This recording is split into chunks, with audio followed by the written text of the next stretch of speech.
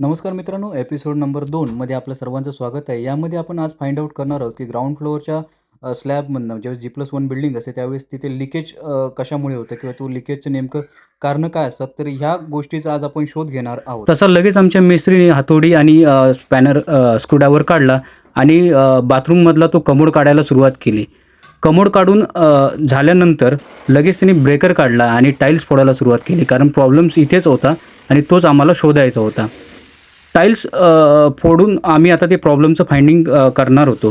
ह्याच्यामध्ये major leakage झालं होतं, ज्याच्यामध्ये खालच्या ग्राउंड फ्लोअरच्या रूममध्ये मोठ्या प्रमाणात पाणी तिथे खाली पडत होतं किंवा पास होत होतं. त्यामुळे खालच्यांचा जो कलर आहे किंवा इतर जे काही फर्निचर आहे ते त्याचं नुकसान होत होतं. लादी फोडल्यानंतर आम्हाला बरंचसं लक्षात आलं की इथेच लादीखाली बरंचसं पाणी साठलं आहे आणि तेच पाणी खालच्या रूममध्ये एन्ट्रॅप्ट होतं आहे किंवा तिथल्या खालच्या कॉन्क्रीटमधून एन्ट्रॅप्ट होतं आहे. आता मेनली याची कारणं काय असू शकतात, की ज्यावेळेस आपण संक तयार करत असतो किंवा फर्स्ट फ्लोअरला ज्यावेळेस बाथरूम होत असतो, त्यावेळेस आपण स्लॅबमध्ये खड्डा ठेवतो, जेणेकरून त्याच्यामध्ये नाणी ट्रॅप किंवा जे कमोडचे ट्रॅप असतील ते बसतील. पण ह्याच्या संकमध्ये जर प्रॉपरली वॉटरप्रूफिंग किंवा व्यवस्थित चांगलं एक प्रोफेशनल माणसाकडनं वॉटरप्रूफिंग केलं नाही, तर त्या कॉन्क्रीटला क्रॅक जातात आणि त्या क्रॅकमधनं पाणी नेहमी पुढे कुठेतरी सरकण्याची वाट शोधत असतं.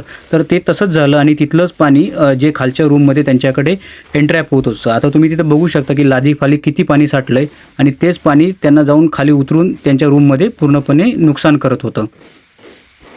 आता आम्ही ती सगळी लादी तोडून घेणार होतो, कारण आम्हाला लादी तोडून त्याच्या खालचं जे कॉन्क्रीट आहे ते पण तोडायचं होतं आणि ते पूर्ण काढून आम्हाला पुढची जी काही आमची वॉटरप्रूफिंगची ट्रीटमेंट आहे ती आम्हाला करायला लागणार होती.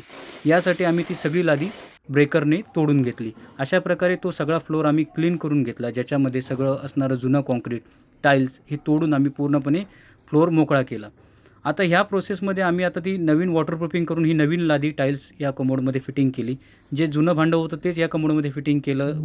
फ्लश टँक थोडा खराब झाला होता, तो आम्ही बदलला आणि त्यानंतर दुसऱ्या दिवशी आम्हाला असा रिझल्ट दिसला की पाणी खाली येणारं पूर्णपणे बंद झालं होतं आणि त्यांचा प्रॉब्लेम सॉल्व्ह झाला होता. आमच्या चॅनलला सबस्क्राईब करा आणि आमच्या पेजला फॉलो करा, जेणेकरून सर्व व्हिडिओज तुमच्यापर्यंत पोहोचत राहतील. धन्यवाद.